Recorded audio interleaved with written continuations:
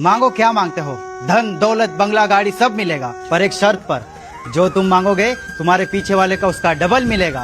मांगो क्या मांगते हो। पीछे वाले को?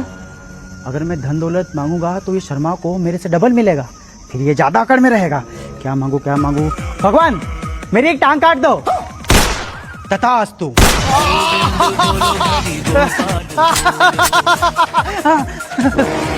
नहीं प्लीज ऐसा मत करो, तुझे भी बता। भगवान मेरा एक हाथ और एक आंख दोनों।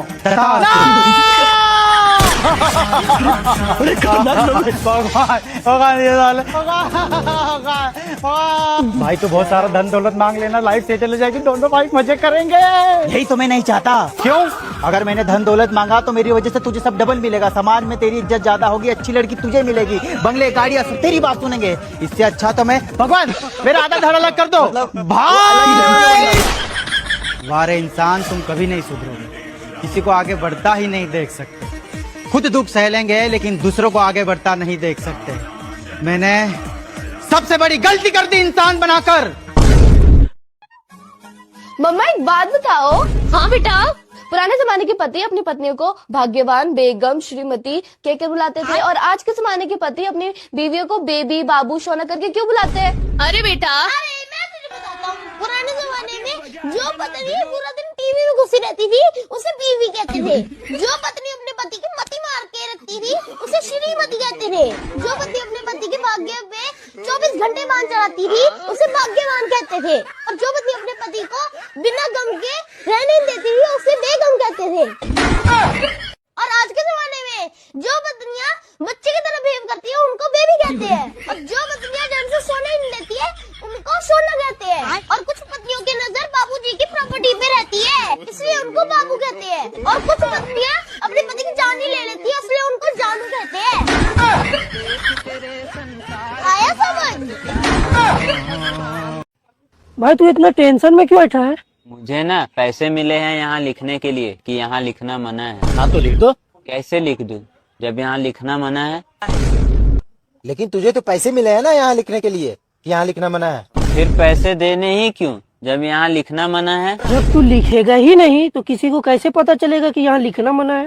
काम करता हूँ मैं कहीं और लिख देता हूँ कि यहाँ लिखना मना है। कहीं और लिखना मना नहीं है तो वहाँ कैसे लिख देगा कि यहाँ लिखना मना है?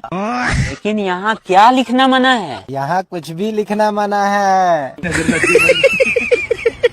तो फिर यहाँ ये भी मना होगा कि यहाँ लिखना मना है? आप कहाँ थे ज्ञानी बाबा? ये तुम्हारा फ्रेंड है? Yes sir. इससे पढ़ो।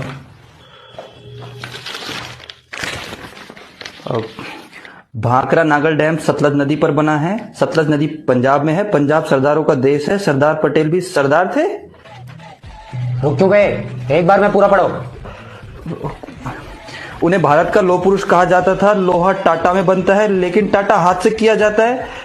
कानून के हाथ भी बड़े होते हैं। पंडित जवाहरलाल नेहरू खूब कानून जानते थे। उन्हें बच्चे चाचा नेहरू के नाम से पुकारते थे। चाचा नेहरू को गुलाब पसंद था। और गुलाब 3 किस्म के होते हैं, पीने वाला शरबत, खिलने वाला और गुलाबरी होता है। गुलाबरी बहुत मीठा होता है। मीठी तो चीनी भी है और चीनी अक्सर चींटी खाती है और हाथी को चींटी से सख्त नफरत है। लंदन का हाथी कुख्यात है। जर्मन का बार बहुत फेमस है। वार कई तरह के होते हैं, सोमवार, मंगलवार, बुधवार और वर्ल्ड वार बहुत खतरनाक है। खतरनाक तो शेर भी होता है। शेर का एक मन होता है और मन तो चंचल होता है। चंचल मेरे पीछे बैठती है। चंचल मधुबाला की बहन है और मधुबाला ने फिल्म शक्ति में काम किया है। शक्ति मुट्ठी में होती है और छोटे छोटे झगड़ों में मुट्ठी बांधकर मारने का शौक पंजाबियों का होता है। पंजाबी पंजाब में रहते हैं और पंजाब में ये डैम है। कि तुमने कहा था इसे लिखने के लिए? Sorry sir. What sorry? Teacher coma में है जिसने ये कॉपी चेक की है।